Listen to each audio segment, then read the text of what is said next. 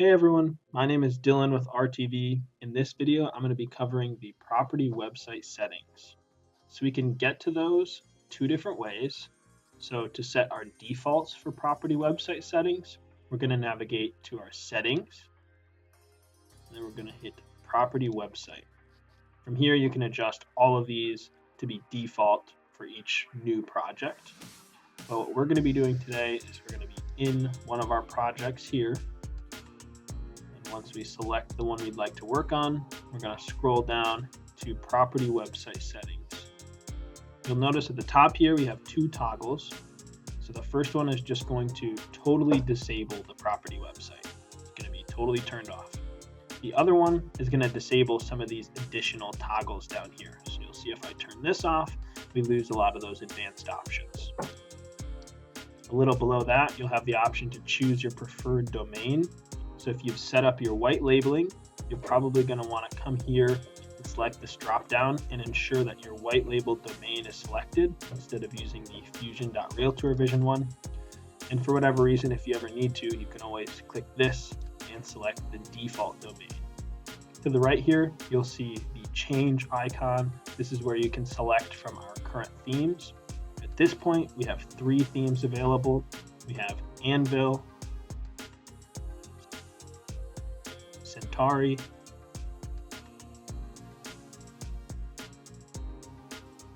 and Tai Chi.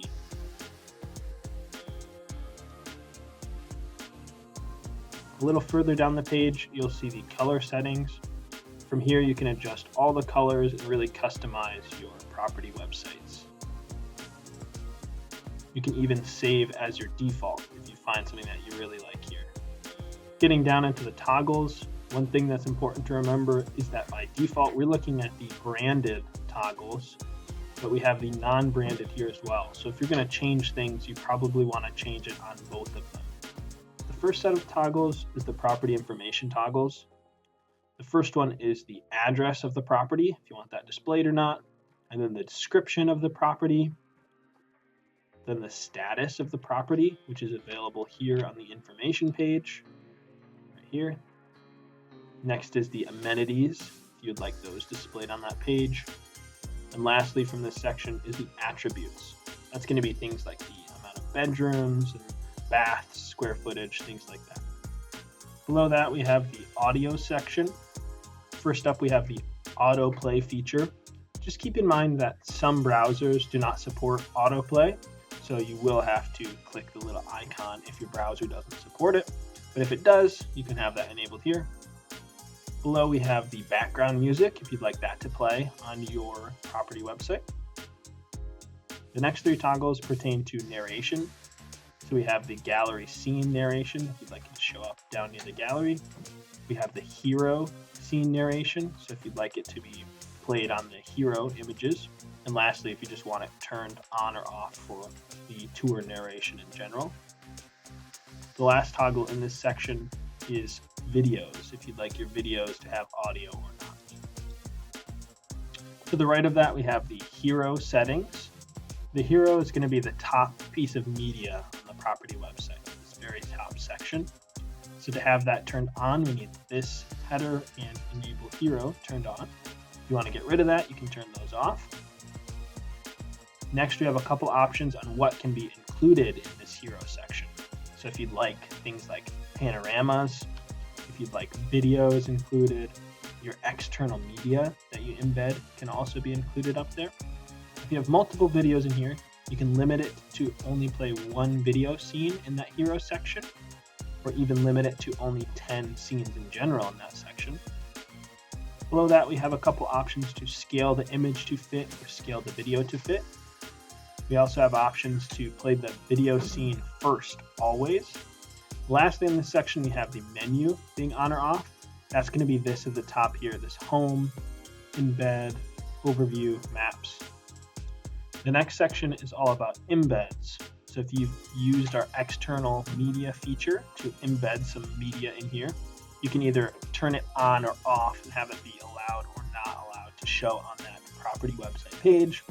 So just external media in general, you don't want any of it to show, you can turn that off. We also have the tour embed, so that would be this guy right here, it's virtual tour.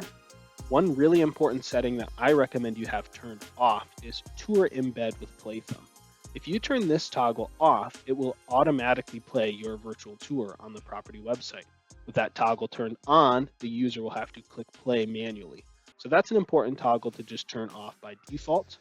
We then have Matterport embeds, Vimeo, and even YouTube embeds. So toggle those on or off to allow or not allow them to show up. Below that section, we're going to have the footer section. So you can disable the footer, which is this big section down here at the very bottom of the page with this first toggle. You can turn off the affiliates from showing up on this page, which is this guy right here. That's going to show off your brand. You can also, if you have affiliates on, you can pin that to the bottom of the footer instead of having it float around. You can enable or disable the fair housing logo that will show up on that property website. And the last four in here are either enabling or disabling the social media icons from showing up in the bottom right-hand side of your property website there. These are pretty valuable because your clients are able to just simply click on the one of their choice. If they're logged into that social media account, it's going to pull up and they're ready to post here. On the right-hand side, we have the user information. So all of this information is pertaining to your agent. So things like their company name, their logo, their email, so on and so forth. So all of that information can be enabled or disabled here. A few that I wanted to touch on in here is first the tour gallery. So that's going to be up on the left where it says view more properties. The website toggle is going to show up on the footer by the contact us information, and it will show your agent's website here. Continuing down, we have the map section. So that's just going to be this in the center of the property website here, showing this map. First one is just having that on or off. And then the next one is having the address of this property centered in the map. Below that, we have the lead capture tool. The last section of toggles here, we're going to start with the gallery. The gallery page is going to be at the bottom of your property website. You'll find it under the gallery option here, or you can select gallery in the right-hand corner to be taken there. This is going to include all of the thumbnails of your image. You can easily view these a little bit bigger by clicking on them here. And while we're in here, you'll see we have the title up top and then the description in the bottom here. So you can turn both of those on or off here with these toggles for the description or for the title. To the right of that, we have the options for the weather API. So that is just a bit above the gallery page here, and that's going to show your local weather based on the location of that property. You've got two toggles here if you wanted to show centigrade, and then the bottom one is to just have that feature enabled. The bottom two toggles here are for floor plans. So if you'd like the floor plan to show up, if you have one set up for this project, you can enable that here. And the bottom one is to show the floor plan navigation always underneath there. So the social media label and the embedded virtual tour label can be edited. Let me show you where those are on the property website. Here we're going to see the virtual tour embedded label, so you can customize this. And then down near the bottom of the page, we are going to see the social media. You can also adjust the lead capture title as well as the lead capture description down here. And the last little section here you can customize is the property website title as well as the property website meta description. So you can change that in here. We also have this option down here to save as default page settings for future property websites if you'd like to do that here. At the very bottom of this section is the custom domain section.